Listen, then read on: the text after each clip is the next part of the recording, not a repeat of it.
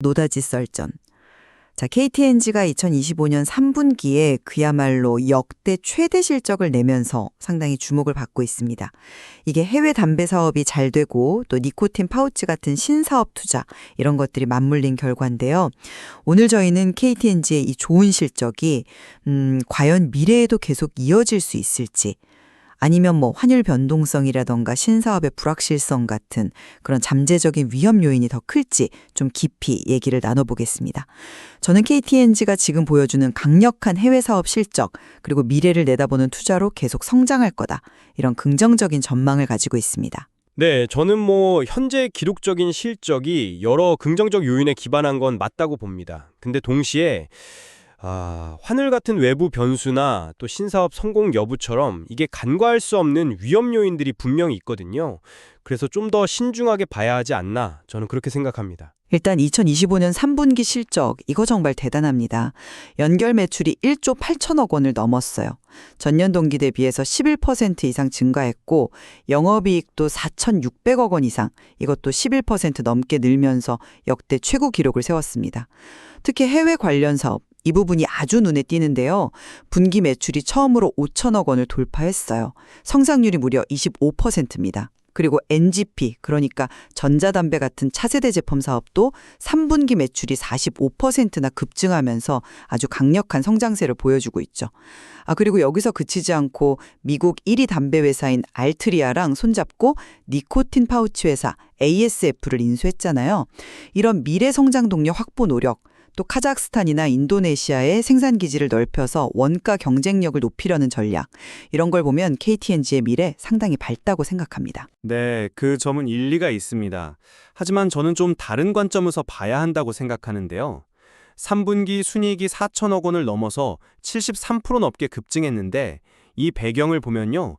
영업 호조도 있지만 환율 상승 때문에 외화 평가이익이 전년 동기 대비 1,800억 원 이상 크게 늘어난 영향이 있습니다. 이게 KTNG가 달러 자산을 많이 가지고 있어서 원달러 환율이 한 10원만 변동해도 연간 영업이익에 약 53억 원, 외화 관련 손익에는 거의 163억 원 정도 영향이 있을 만큼 환율에 아주 민감해요. 이건 실적 안정성을 흔들 수 있는 분명한 위험 요인이라고 봐야죠. 또 건기식 사업 매출이 소비 부진으로 줄어든 점도 좀 부정적인 신호고요.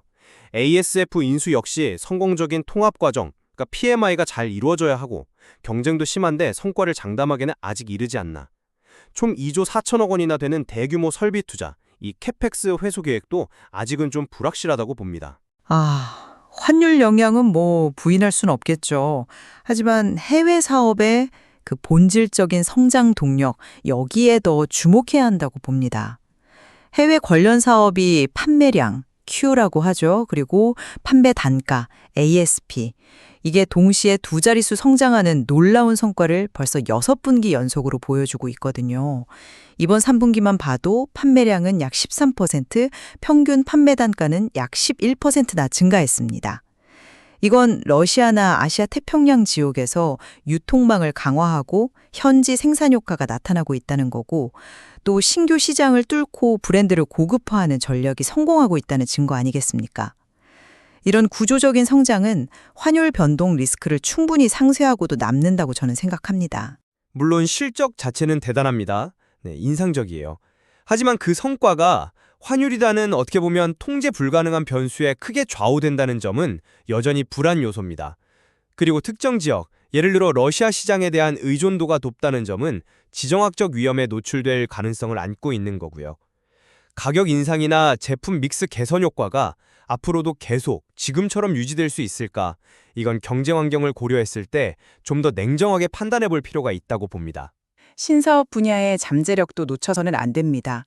니코틴 파우치, 이게 세계적으로 정말 빠르게 크는 시장이거든요. KTNG가 가진 글로벌 유통망, 또 독자적인 향 기술력, 여기에 인수한 ASF의 루트라는 브랜드가 합쳐지면 정말 강력한 시너지를 낼 수 있다고 봅니다. 차세대 제품 NGP도 기기 공급이 정상화되고 스틱 판매가 늘면서 성장세가 뚜렷하고요. 러시아 시장에는 새로운 타입의 기기를 내놓고 국내에서도 신형 스틱을 선보일 계획이라서 이 성장 모멘텀은 계속될 것으로 기대합니다. 네, 설득력 있는 분석이신데요.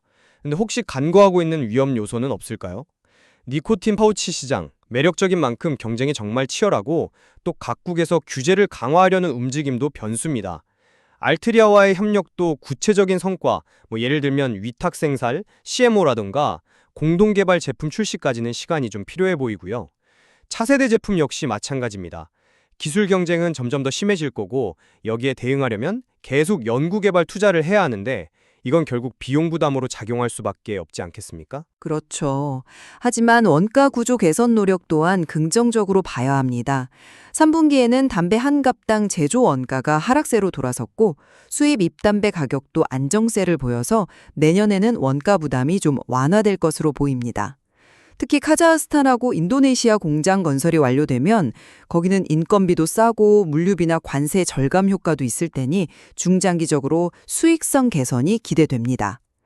그리고 좀 부진했던 건기식 사업도 수익성 높은 채널에 집중하고 비용을 효율화하면서 중국이나 미국 같은 해외 시장을 뚫어서 2026년에는 흑자 전환을 목표로 하고 있습니다.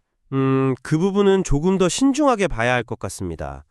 왜냐하면 대규모 설비 투자 부담이 2026년부터 연간 한 2, 3천억 원 수준으로 안정화될 거라는 전망 자체는 긍정적이지만 이게 실제로 원가 절감으로 이어져서 수익성에 얼마나 기여할지는 좀 지켜봐야 할 문제고요.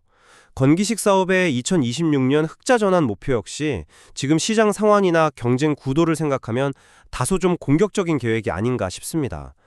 해외 B2B 원료 수출 같은 구체적인 성과가 나와야 신뢰할 수 있겠죠. 종합적으로 볼 때 KTNG는 탄탄한 기존 사업 성과를 바탕으로 미래 먹거리인 니코틴 파우치와 차세대 제품에 전략적으로 투자하면서 지속 가능한 성장의 발판을 잘 다지고 있다고 생각합니다. 글로벌 시장 확장과 원가 개선 노력이 결실을 맺으면서 더 크게 도약할 것으로 기대합니다. 네, 기록적인 실적 달성은 분명 주목할 만한 성과입니다. 하지만 여전히 존재하는 환율 변동성 리스크, 또 치열한 경쟁 속에서 신사업이 성공할 수 있을지에 대한 불확실성, 그리고 건기식 사업의 턴어라운드 과제 같은 내재된 위험 요인들을 앞으로 어떻게 관리하고 극복하느냐, 이것이 KTNG의 미래 성장을 결정짓는 핵심 관건이 될 것이라고 생각합니다. 분명한 것은 KTNG가 지금 중요한 변곡점에 서 있다는 사실인 것 같습니다. 현재의 성과를 미래의 성장으로 잘 이어가기 위한 전략 실행 능력과 위기관리 역량, 이 부분을 앞으로 좀 면밀히 지켜볼 필요가 있겠습니다. 네, 시청자 여러분께서도 오늘 저희가 나눈 다양한 관점을 바탕으로 KTNG의 향후 행보를 관심 있게 지켜보시면서 또 각자의 판단을 내리시는 그런 기회가 되셨길 바랍니다.